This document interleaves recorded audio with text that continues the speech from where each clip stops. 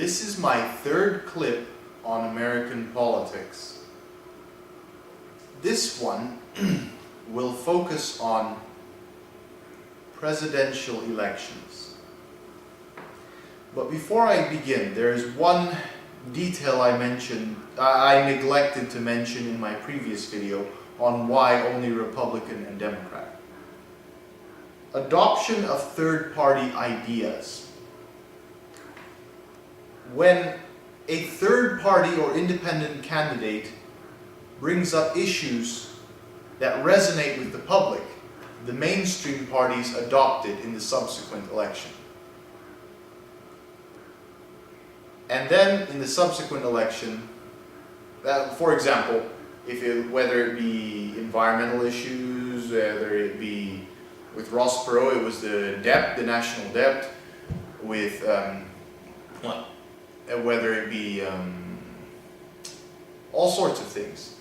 If a third party has an issue that resonates with the voters, the main big parties will adopt it. Republican and Democrat will adopt that issue. But you'd be fools to think that they will do what they say, because they only serve whoever pays them the most money. Except for Bernie Sanders. Now for presidential election. I will tell you how a president is elected, how a United States president is elected, and then I will point out one very, very, very serious flaw in the system.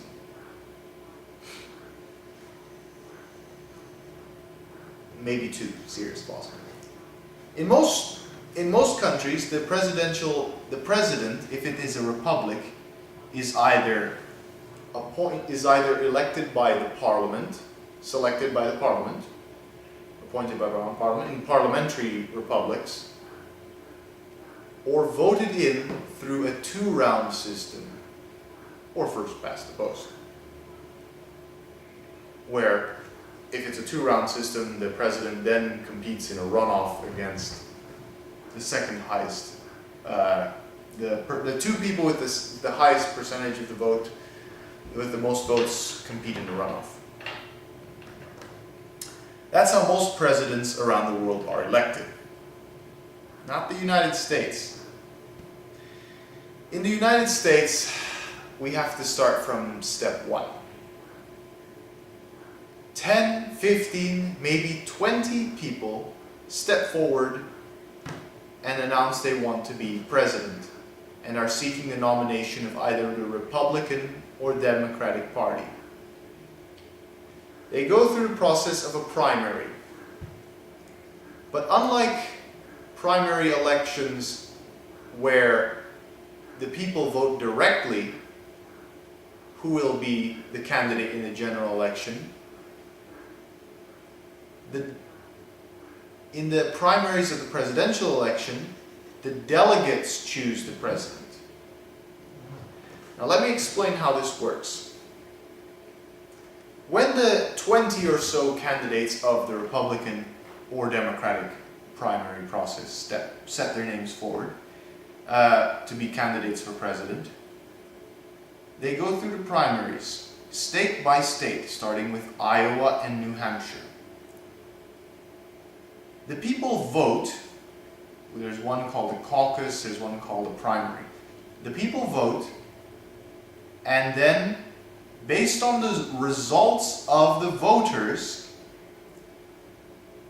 the delegates will nominate their presidential candidate, on advice of the voters. So the voters say, here's what we would prefer, but the delegates, by law, don't have to agree with the voters. But they usually do, saying, here is our best chance of winning. We nominate this guy because this is what this guy is the one the voters want. So we have to go with him. It's on advice. The voters say, go with this guy, and the delegates of the political party say, yeah, we vote for him. How they distribute the delegates based on number of votes, it gets very complicated. But during the convention, the national convention, the delegates are then vote for their nominee, their person they want to see nominated for president. And it was based on the primary results, primary votes, state by state. Usually throughout the primary process, gradually candidates withdraw their candidacy because they know they can't win the nomination. They can't get enough delegates. They don't have support among the voters. So that's how it works. Then, once they have nominated a president, once the Republican and Democratic candidates are nominated, presidential candidates are nominated from each political party respectively, they compete in the general election in November. This is done through the Electoral College. State by state, people vote for other people who will vote for the president. So the voter tells the people of the Electoral College who to vote for. I want you to vote for President Obama. And they do vote for the president. And they do vote for whoever the voters tell them to. There is one very serious flaw with this system. Popular vote, while I'm against proportional representation, when it comes to the president, I do want the majority, because like I said, the government represents the majority. I said that before in a previous video. I want the majority to have their president, because government is represented by the majority, and the opposition views is represented in Congress. It's the job of the Congress. The president represents the majority, Congress represents everyone. That's how it should work, right? There's just, so, two problems with the Electoral College. The first one was, remember the election of 2000? I'm not going to get into the controversy of Florida, but I am going to say this. Al Gore got the popular vote, George Bush won the Electoral College. Because popular vote doesn't translate into Electoral College.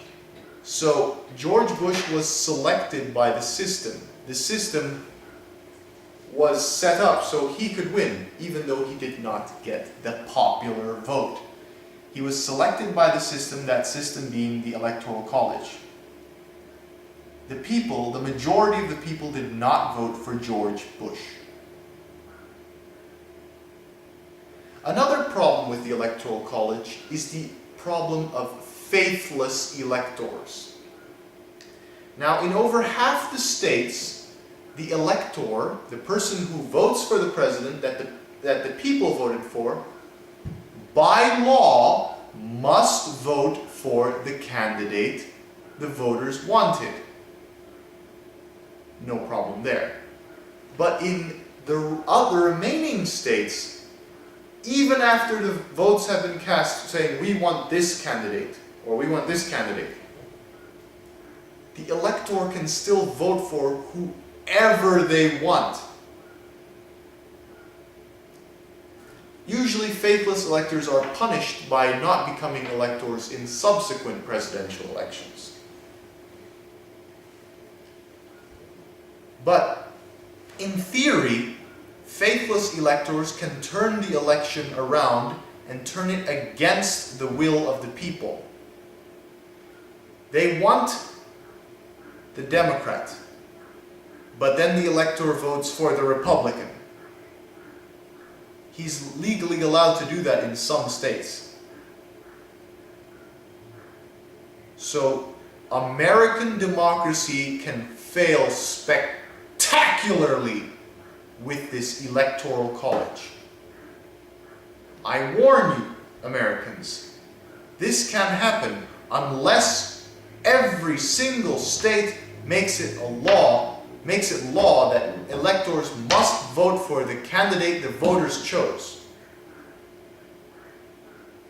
Could happen one day that the voters want one thing, but the electors want another. Could happen one day.